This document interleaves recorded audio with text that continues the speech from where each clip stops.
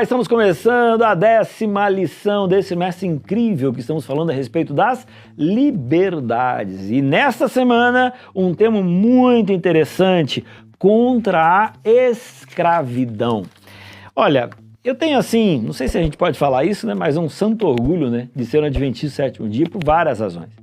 Uma delas é que é uma religião que se interessa pelos jovens, as crianças, os adolescentes.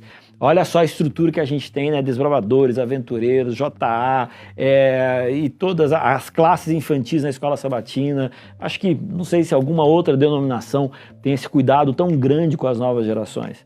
Outra razão é que quando a gente olha para a nossa história, né, a gente já está analisando e percebendo isso nesse trimestre passado também, como que é bacana, como é que é interessante a gente analisar a nossa história e ter orgulho dela, né? E uma das razões pelas quais eu também queria colocar aqui para vocês é sobre a posição da Igreja Adventista sobre a escravidão, mesmo quando uma época a maioria dos cristãos dos Estados Unidos eles eram a favor da escravidão, quando as leis eram a favor da escravidão, a Igreja Adventista já falava a respeito disso de forma contrária.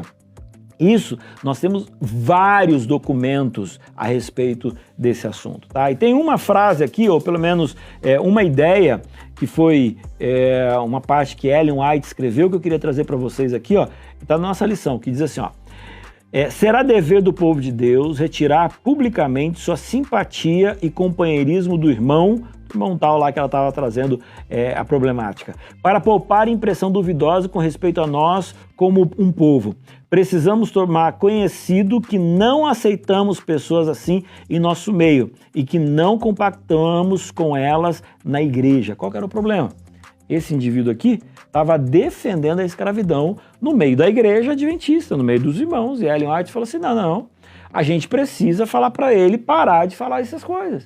Por quê? Porque daqui a pouco vai todo mundo achar que a gente acredita nisso. E não é verdade. Alguns pontos aqui para a gente poder refletir. O primeiro deles é assim, ó, a Igreja Adventista não proíbe ninguém de entrar na instituição ou então entrar na igreja, no prédio da igreja. Não, as pessoas podem entrar.